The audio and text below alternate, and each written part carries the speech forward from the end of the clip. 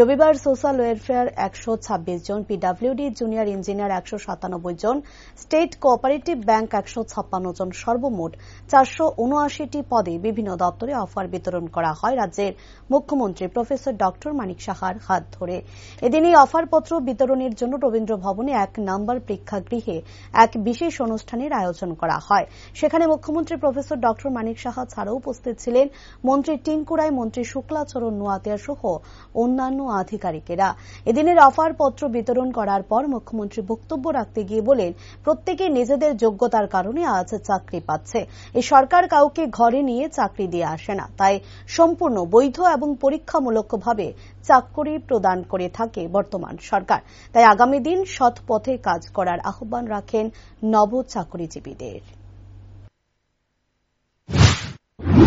79 জনকে চাকরি নিয়োগপত্র দেওয়া হবে এ বিষয়ে বলা হয়েছে। সমাজ কল্যাণ ও সমাজ শিক্ষা দপ্তরে 126 জন এবং পূর্ত দপ্তরের 197 জন, ত্রিপুরা স্টেট কোঅপারেটিভ ব্যাংকের 156 জন, অর্থাৎ এখানে প্রায় 459 জন মোট অফার এখানে আজকে পাচ্ছেন।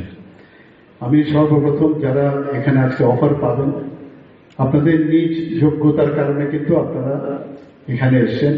কাউকে ধরে আগে আমরা দেখতাম যে প্রফেশনে না আসলে চাকরি কোনদিনই সম্ভব না। বছরের পর বছর আশা জাগিয়ে জাগিয়ে প্রফেশন করো তবে চাকরি পাবে।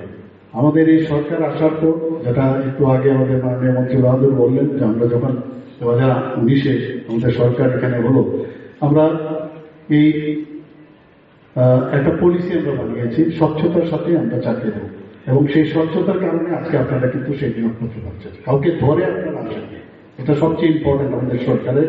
এবং মাননীয় প্রধানমন্ত্রীজিও চান যে স্বচ্ছতার সাথে যেন আমাদের এই ধরনের নিয়োগ যেন হয়।